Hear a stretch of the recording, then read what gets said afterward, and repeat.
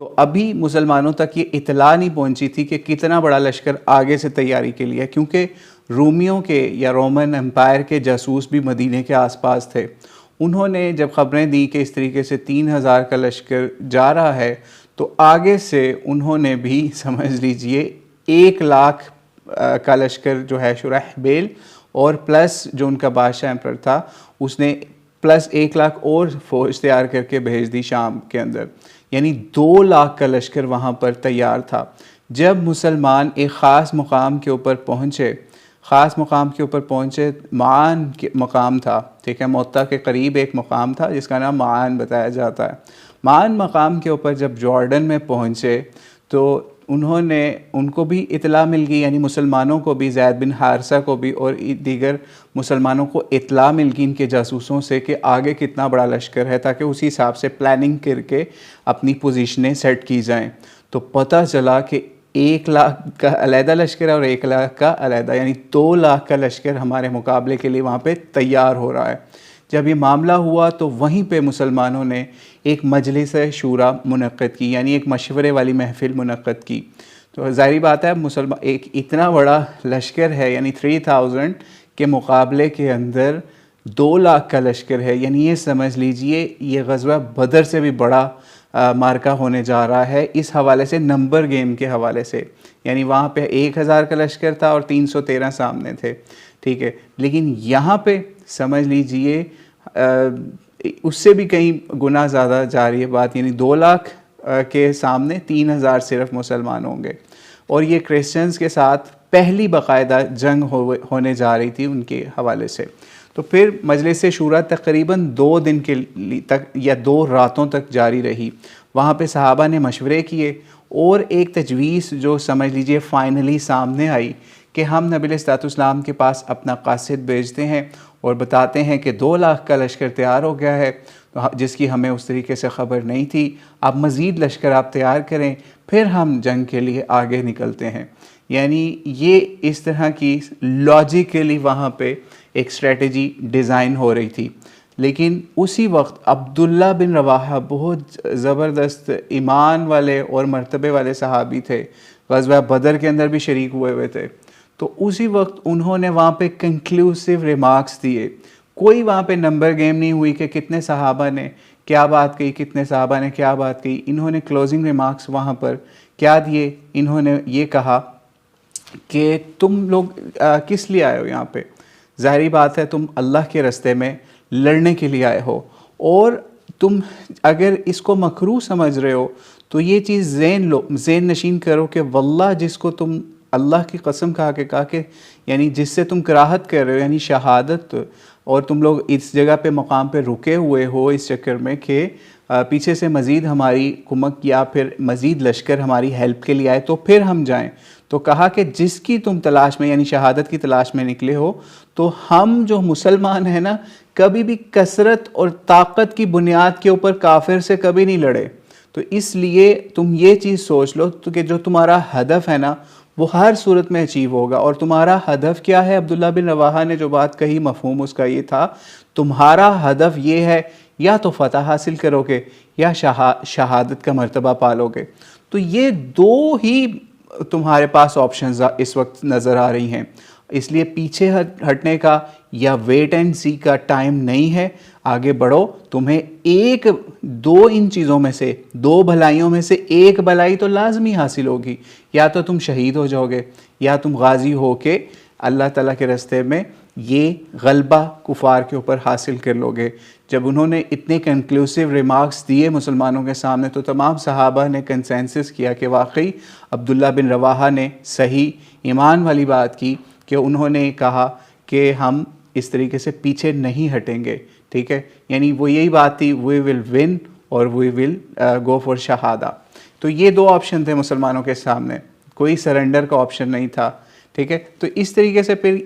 یہ مجلس شورا بھی جب ختم ہو گئی اور مسلمانوں نے پھر اٹیک کی تیاری کی، اور موطا کے مقام کے اوپر ان کا لشکر تیار تھا، مسلمانوں نے جا کے اپنا بھی لشکر وہاں پر ترتیب دیا۔ حضرت زید بن حارثہ نے ان کو دعوت اسلام پیش کی، انہوں نے اس کا انکار بھی کیا، لیکن پھر جنگ سٹارٹ ہوئی اور بڑے زبردست طریقے سے زید بن حارثہ نے لڑائی کی. یعنی کیونکہ وہ آگے تھے لشکر کے اندر، آگے تھے، جھنڈا بھی ان کے ہاتھ میں تھا اور باقی ساری سیٹنگ انہوں نے پہلے کر لی. اس کے بعد لڑائی جب شروع ہوئی تو سب سے پہلے سمجھ لیجئے جو شہید ہونے والوں میں تھے وہ زید بن حارثہ ان کے اندر شامل تھے. جیسے ہی زید بن حارثہ شہید ہوتے ہیں تو نبی علیہ السلام کی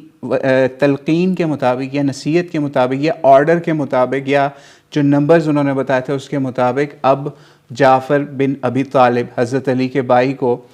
سامنے آنا ہے اور ان کو جھنڈا تھامنا ہے. حضرت زید بن حارثہ شہید ہو چکے ہیں اور باقی مسلمان جو ہیں وہ بڑے زبردست طریقے سے مقابلہ کر رہے ہیں اور ادھر سے جھنڈا گرنے نہیں دینا، کیونکہ اس وقت جھنڈا گر گیا تو پتہ چلتا تھا جس لشکر کے جھنڈا مین جو ہوتا تھا اگر وہ جھنڈا گر گیا تو سمجھ لیجئے لشکر کا مورال بھی ڈاؤن ہو جاتا تھا. اور ساتھ ساتھ کیونکہ آپ سوچئے کہ 1000 بندہ ایک سائڈ پہ ہے، 1000 دوسری سائڈ پہ ہے اور 1000 کہیں، آگے والے کو نہیں پتا پیچھے کیا ہو رہا ہے، پیچھے والے کو نہیں پتا آگے کیا ہو رہا ہے. وہ جھنڈے کو دیکھ رہے ہیں، ان کو دور سے جھنڈا نظر آ رہا ہے، جھنڈا لہراتا ہوا کہ ابھی تک ہم لوگ جیت رہے ہیں. جھنڈے کھڑے ہونے کا مطلب یہ ہوا کرتا تھا. تو یہ پھر جب جعفر بن ابی طالب رضی اللہ عنہ نے جھنڈا سنبھالا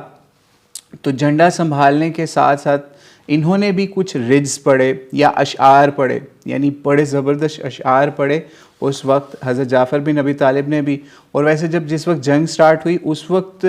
حضرت زید بن حارثہ نے بھی کچھ اشعار یا پھر رجز بھی پڑھا. یعنی ایک مسلمانوں کو موٹیویٹ کرنے کے لیے شعر و شاعری بھی کیا کرتے تھے جنگوں کے اندر بھی، تاکہ مسلمانوں کو بھی موٹیویٹ کیا جائے اور دوسری طرف ایک ہیوی جو ہے نا وائس کے ذریعے سے کافروں کے اوپر بھی روب جائے. ٹھیک ہے، تو اسی طریقے سے جب حضرت جعفر نے بھی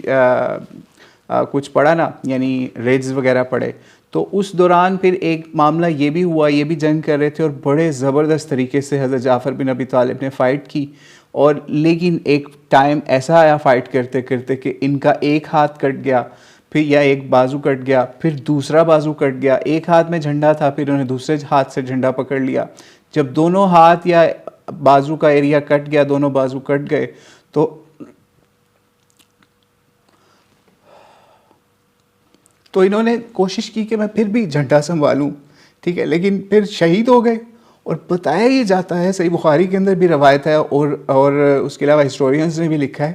کہ ان کی باڈی کے اوپر 90 نشان تھے. کوئی تیر کا نشان تھا، کوئی تلوار کا نشان تھا، کوئی نیزے کا نشان تھا. یہ حضرت جعفر بن ابی طالب بھی شہید ہو گئے، بڑی زبردست طریقے سے فائٹ کی. اور کہیں یہاں تک بتایا جاتا ہے کہ جتنے بھی نشان تھے نا فرنٹ سے تھے. یہ تھی شان نبی علیہ السلام کے گھر والوں کی کہ وہ سامنے رہتے تھے، یعنی لشکر سے پیچھے دور نہیں بھاگتے تھے. اس کے بعد حضرت جعفر بن ابی طالب کے شہید ہونے کے بعد، کیونکہ نبی علیہ السلام نے بتایا ہوا تھا کہ اس کے بعد اگر حضرت جعفر بن ابی طالب بھی شہید ہوتے ہیں تو عبداللہ بن رواحہ جو ہیں وہ علم یا پھر جھنڈے کو سنبھال لیں گے. حضرت جعفر بن ابی طالب کے بعد پھر انہوں نے حضرت عبداللہ بن رواحہ نے بڑی پھرتی کے ساتھ علم سنبھالا، جھنڈا سنبھالا اور مسلمانوں کو پھر ری یونائٹ کیا. اور پھر انہوں نے بھی رجزیہ اشعار پڑھتے رہے اور مسلمانوں کو پھر گرماتے رہے اور بہت زبردست طریقے سے بھی یہ بھی لڑے. اور یہاں تک کہ یہ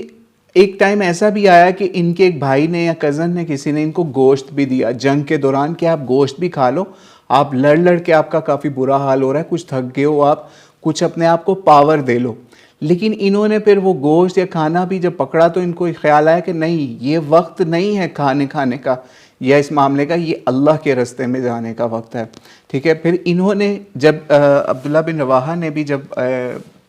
علم اٹھایا تو وہاں پہ بھی یہ معاملہ ہوا کہ انہوں نے اپنے آپ کو بھی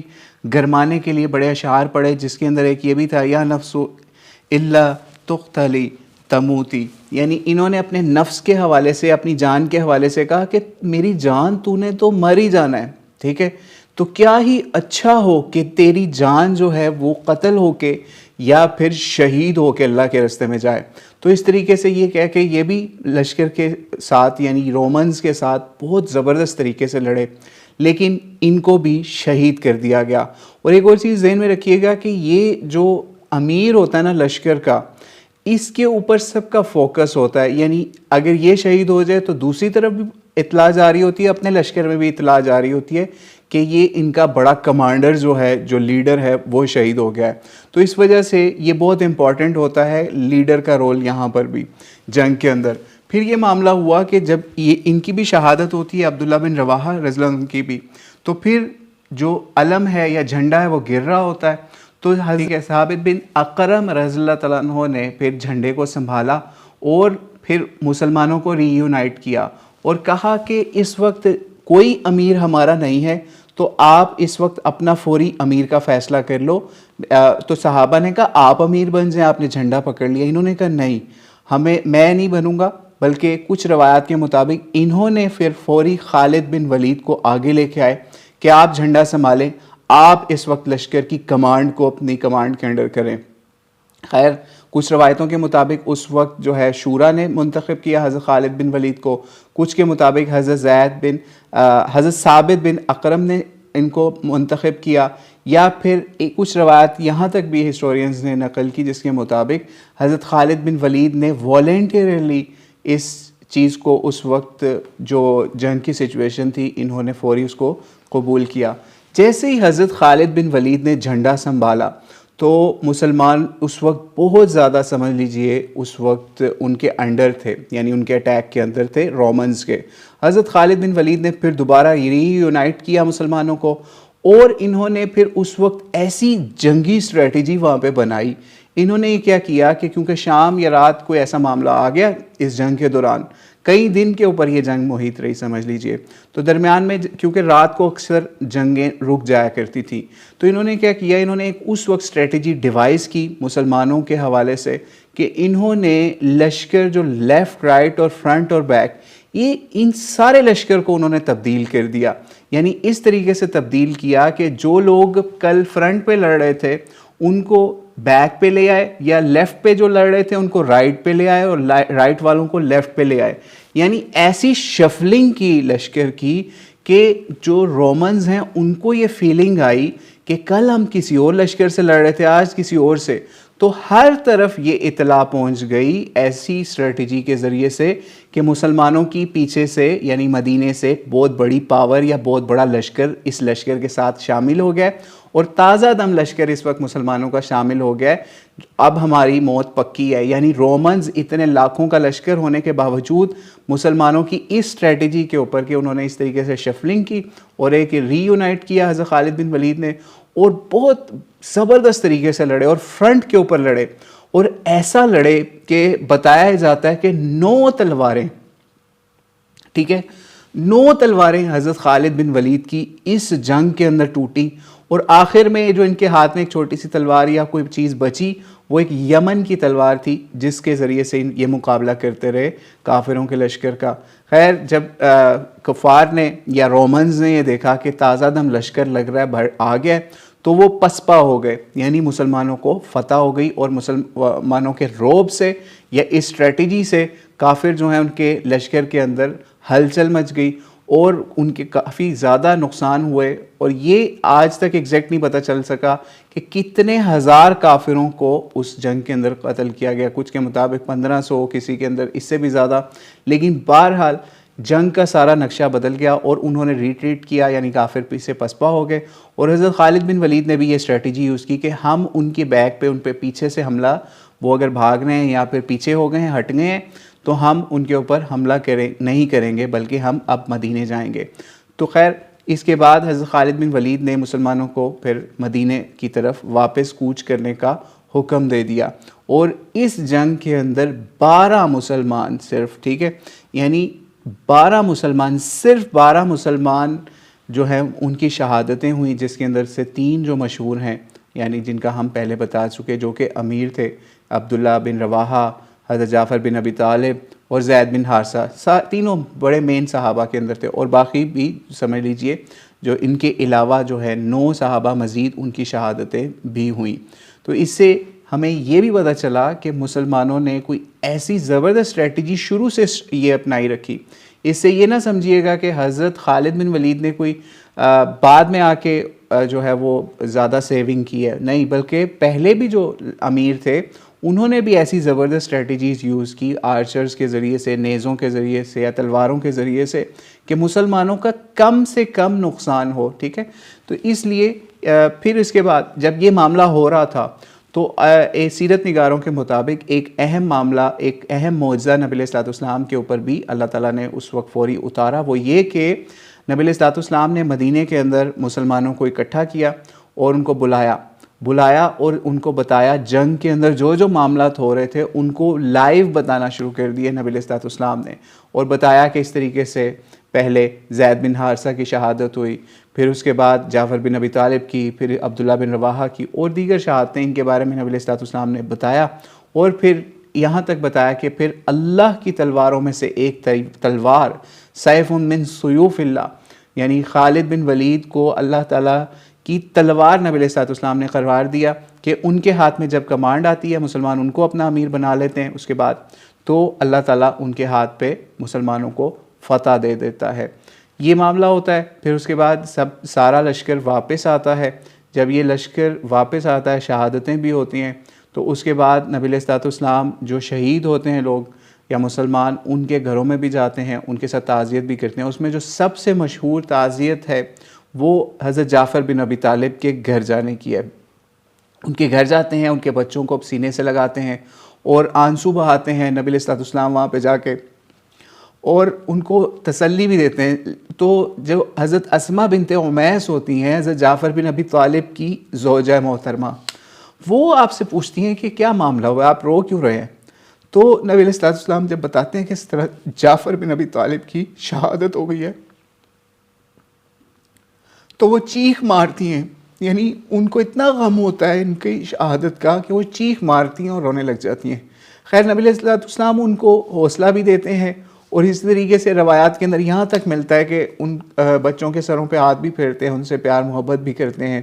پھر اس کے بعد 3 دن بعد بھی ان کے گھر پہ جاتے ہیں اور ان کو تلقین کرتے ہیں کہ اب آپ اپنا رونا دھونا یا پھر سوگ جو ہے اس کو اب ختم کریں. اور نبی علیہ الصلوۃ والسلام ان کو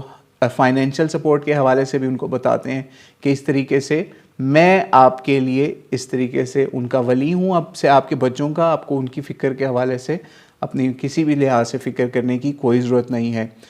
اس کے بعد جب لشکر واپس آ جاتا ہے, لشکر کے اندر ایک معاملہ اور بھی ہوتا ہے, وہ بھی ہم سوچا آپ کو بتائیں کہ لشکر کے اندر ایک یمن کی طرف سے بھی کوئی ایک مسلمان لشکر کے اندر شامل ہو جاتا ہے, جس سے یہ بھی پتہ چلتا ہے کہ رستے کے اندر بھی کچھ مسلمان دوسرے علاقوں سے بھی شامل ہوئے جنگ کے اندر. تو یمن سے جب ایک فوجی مسلمانوں کے ساتھ شامل ہوتا ہے, وہ بھی مسلمانوں کے وہاں پہ بھی قبائل کے اندر کافی اسلام کی دعوت پہنچ چکی ہوئی تھی, تو وہاں سے معاملہ یہ ہوتا ہے جب وہ لشکر کے اندر شامل ہوتا ہے تو وہ ایک بندے کو قتل بھی کرتا ہے جو رومن تھا. رومن کو وہ یمنی قتل کرتا ہے جو یمن سے فوج کے ساتھ مسلمانوں کے ساتھ ملا تھا. تو وہ اس فوجی کا یعنی رومن کا مال بھی سلب کر لیتا ہے یا اس کو قابو کر لیتا ہے, اس کا مال بھی پکڑ لیتا ہے. تو یہ ایک رول ہے جنگوں کے حوالے سے دین میں کہ اگر کوئی نارمل مال کوئی کسی کو مارے کافر کو اور اس کا مال پکڑ لے, جیسے تلوار ہے, اسلحہ ہے, کوئی چیز ہے ایسی, تو وہ اس کو ایوارڈ کے طور پہ دے دیا جاتا ہے کیونکہ اس نے اس کو مارا بھی ہے اور اس کے ایوارڈ میں اسی کا مال اس کو بھی مل جاتا ہے, ایلوکیٹ کر دیا جاتا ہے. لیکن پتہ یہ چلتا ہے کہ اس کا مال بہت زیادہ ہوتا ہے جس رومی کو یا اس عیسائی کو یہ مسلمان قتل کرتا ہے. تو حضرت خالد بن ولید کو جب پتہ چلتا ہے تو وہ اس میں سے کچھ حصہ لے لیتے ہیں, یعنی جو مال غنیمت ہوتا ہے اس کے اندر شامل کر لیتے ہیں, کچھ جو ہے اس کے پاس ہی رہنے دیتے ہیں. جب یہ معاملہ ہوتا ہے تو وہاں پہ ایک صحابی فوراً ان کو ٹوکتے ہیں حضرت خالد بن ولید رضی اللہ عنہ کو, اور ان کو کہتے ہیں آپ یہ کیا کر رہے ہو, یہ ہمارا جنگوں کا یہ اصول ہے اور آپ کو یہ اصول پتہ ہے کہ جس کو مارے گا اس کا مال اس کو ہی ملے گا, اس کا مال اس کی سلب جو بھی ہوگی وہ اسی مجاہد کے ہاتھ میں آئے گی جس نے اس بندے کو قتل کیا ہوگا. حضرت خالد بن ولید کہتے ہیں کہ وہ مال بہت زیادہ ہے, میں اس وجہ سے اس سے لے رہا ہوں یہ مال اور اس کو مال غنیمت کے اندر ڈال رہا ہوں. انہوں نے کہا میری بات مان لو, نہیں تو میں نبی علیہ السلام سے آپ کی شکایت کر دوں گا واپس جا کے. خیر یہ کوئی اس کے اوپر ایکشن نہیں لیتے حضرت خالد بن ولید اور واپس چلے جاتے ہیں, لیکن اس کا مال بھی اس کو واپس نہیں کرتے, سلب کیا ہوا مکمل کچھ پارٹ دے دیتے ہیں صرف. وہ جا کے نبی علیہ السلام کے پاس حاضر ہوتے ہیں اور یہ معاملہ رکھ دیتے ہیں کہ اس طریقے سے حضرت خالد بن ولید نے اس طریقے سے یہ کام کیا ہے کہ جو سلب کیا ہوا مال تھا اس میں سے کچھ حصہ اس مجاہد کو دے دیا, اس سپاہی کو دیا, اور باقی انہوں نے واپس مال غنیمت میں یا پھر رکھ لیا اپنے پاس. نبی علیہ السلام حضرت خالد بن ولید کو بلاتے ہیں اور ان کو کہتے ہیں کہ اس طریقے سے یہ رول ہے ہمارے یہاں پہ, تو آپ نے اس کا سارا مال اس کو ہی دینا ہے. حضرت خالد بن ولید ٹھیک ہے کہہ کے چل پڑتے ہیں یعنی مال دینے کے لیے. تو وہ جو بندہ تھا جس نے شکایت لگائی تھی, صحابہ میں سے ایک صحابی تھے, تو انہوں نے جس نے شکایت لگائی تھی وہ حضرت خالد بن ولید کو ٹانٹ کرتے ہیں کہ دیکھا میں نے تمہیں کہا تھا نا جنگ کے دوران ہی. نبی علیہ السلام یہ سن لیتے ہیں کہ یہ ٹانٹ کر رہا ہے اس طریقے سے حضرت خالد بن ولید کو. تو فوراً حضرت خالد بن ولید کی سپورٹ میں نبی علیہ السلام اس شخص کو ڈانٹتے ہیں جو اس طرح کی سفارش لے کے آتا ہے حضرت خالد بن ولید کے خلاف. اور نبی علیہ السلام ان کو پھر کہتے ہیں کہ جو میرے امیر ہیں لشکر کے, آپ کو ان سے جو خیریں پہنچ رہی ہیں وہ تو آپ لے رہے ہو, لیکن اگر کوئی ان سے کوئی پرابلم ہو جاتا ہے تو اس کو بھی پھر آپ ایکسیپٹ کرو. تو اس لیے اب یہ جو خالد کا فیصلہ تھا اس کو وہی برقرار رہے گا, اس کو پورا مال نہیں دیا جائے گا, اس کا کچھ پارٹ ہی دیا جائے گا. کیونکہ اس سے یہ پتہ چلتا ہے کہ جو امیر کی اطاعت ہوتی ہے وہ کئی کنڈیشنز کے اندر لازمی اس طریقے سے بن جاتی ہے اگر وہ کوئی بڑا رول وائلیٹ نہ کر رہا ہو. ٹھیک ہے, تو اس لیے اس سے بھی یہ پتہ چلا کہ نبی علیہ السلام نے کبھی یہ معاملہ نہیں کیا کہ اگر مسلمان کسی اپنے امیر کو ڈی ویلیو کر رہے ہیں یا اس کو سمجھ لیجئے ایک وار کا مین آف دی میچ ہے, ایک سمجھ لیجئے یعنی مین آف دی آرمی ہے اس وقت اور کمانڈر ہے مسلمانوں کی فوج کا, جس کی سمجھ لیجئے وجہ سے یا جس کے ہاتھ پہ اللہ تعالیٰ نے فتح دی ہے, تو نبی علیہ السلام اس کا ریگارڈ بھی کر رہے ہیں حضرت خالد بن ولید کا, حالانکہ ابھی نئے نئے مسلمان ہوئے ہیں کچھ عرصہ پہلے. تو اس سے یہ بھی پتہ چلا کہ اگر آپ کے پاس اسکل ہے, کیپیبلٹی ہے, تو نبی علیہ السلام نے حضرت خالد بن ولید کو دیگر صحابہ کے اوپر اس حوالے سے فوقیت بھی دی, صرف اس وجہ سے کہ جنگی صلاحیت ان کے اندر بہت زیادہ تھی. لیکن آپ اس میں بھی یہ چیز دیکھ سکتے ہیں کہ ان سے بھی زیادہ جنگی صلاحیت نبی علیہ السلام کے حساب مطلب فہم کے حساب سے دیگر صحابہ میں تھی, یعنی حضرت جعفر بن ابی طالب میں بھی, عبداللہ بن رواحہ میں بھی, زید بن حارثہ میں بھی, کہ نبی علیہ السلام نے انہی صحابہ کو پہلے آگے مقدم رکھا. لیکن جب مسلمانوں نے ایک اور ایسی کنڈیشن بنی کہ مسلمان لگ رہا تھا کہ وہ کسی پرابلم میں آ جائیں گے, تو پھر خالد بن ولید کو بھی چننے کے اوپر نبی علیہ السلام نے کسی قسم کی کوئی معاملہ ایسا نہیں اٹھایا کہ نبی علیہ السلام مسلمانوں کے اندر کوئی تفرقہ ڈالنے کی معاذ اللہ کوشش کرتے کہ آپ نے خالد بن ولید کو کیوں اپنا امیر بنا لیا, آپ کسی اور بدری صحابہ کو ڈھونڈ لیتے یا احد کے اندر شرکت کرنے والے کو ڈھونڈ لیتے یا صلح حدیبیہ والے کو ڈھونڈ لیتے. نہیں, نبی علیہ السلام نے اس مسلمانوں کے فیصلے کی تحسین کی کہ کس طریقے سے انہوں نے خالد بن ولید کو اپنے ساتھ چنا. تو بہرحال اس سے ہمیں آج جو سمجھنے کی ضرورت ہے وہ یہی ہے کہ مسلمانوں کو چھوٹی چھوٹی چیزوں کے اوپر نہیں پرابلم کرنی چاہیے. جب سامنے کافر ہو, غیر مسلم ہو اور اس کے ساتھ آپ کا معاملہ چل رہا ہے, تو کس طریقے سے صحابہ نے بھی اور نبی علیہ السلام نے بھی مسلمانوں کی یونٹی کو مقدم رکھا, اور جو ان کی وار کے حوالے سے سکلز تھی کسی بھی بندے کی, جیسے حضرت خالد بن ولید کی, تو ان کو خود بدری صحابی نے خود آگے کر دیا. یعنی بدری صحابی ثابت بن اکرم نے کس طریقے سے اپنے اوپر بھی سپیریورٹی دے کر ان کو فوج کا کمانڈر بنا لیا. اور اس سے یہ بھی پتہ چلتا ہے کہ جو بھی لیڈنگ رول ہوتا ہے اس کو بھی اسی طریقے سے سامنے ہو کے فائٹ کرنی ہے, جیسے حضرت جعفر بن ابی طالب نے کی, جیسے عبداللہ بن رواحہ نے کی, یا پھر حضرت خالد بن ولید نے کی, کہ ان کی 9 تلواریں اس جنگ کے اندر ٹوٹیں. اور لیکن آج ہم دیکھتے ہیں کہ ہمارے جو لیڈرز ہوتے ہیں یا پھر جو کمانڈرز ہوتے ہیں کسی بھی کام کے, نیم اینی پلیس, مطلب ضروری نہیں ہے کہ اس جنگ کی, یعنی آپ تو جنگ میں نہیں جا سکتے تو آپ کیا لرن کریں گے اس سے. تو آپ کو یہی لرن کرنا ہے کہ اگر اصل لیڈر وہی ہوتا ہے جو لیڈنگ فرام فرنٹ کرتا ہے, ٹھیک ہے, یہ نہیں کہ ایک بیک پہ رہ کے ہی لیڈ کر رہا ہوتا ہے. اصل لیڈرشپ یہ ہوتی ہے کہ آپ خود فرنٹ پہ آ کے اپنی ٹیم کو لیڈ کر رہے ہوں, تاکہ ان کو یہ پتہ ہو کہ اگر سامنے سے تیر آ رہا ہے تو اس میں سب سے پہلا تیر ہمارے لیڈر کو بھی لگ سکتا ہے اگر کسی قسم کا بھی کوئی ایسا معاملہ ہوتا ہے. تو اس سے ہمیں آج اپنی لائف کے اندر سیرت کو امپلیمنٹ کرنے کی بہت زیادہ ضرورت ہے, تاکہ ہمارے مسلمان بھائی دنیا میں جہاں جہاں پہ بھی پرابلم کا شکار ہیں یا کسی بھی حوالے سے فائنینشلی بھی یا پھر جنگوں کے حساب سے بھی دنیا میں, جیسے آج کل فلسطین کے مسلمان کس طریقے سے ڈپرائیوڈ ہیں, کہ ان کی مدد کرنے کے لیے کوئی نہیں آ رہا، دوسری طرف آپ کفار کو دیکھ لیں، وہ کس طریقے سے ایک امت بن کے اپنے یہودیوں کی مدد کریں. یعنی ایک طرف سمجھ لیجئے یہودی اور عیسائی ایک زمانے میں خون کے پیاسے ایک دوسرے کے ہوتے تھے،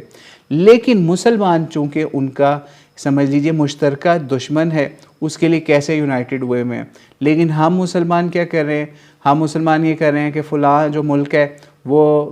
جو ہے شیعہ کا ہے، فلاں ملک سنی کا ہے، فلاں عرب کا ہے، پہلا جو ہے وہ عرب کو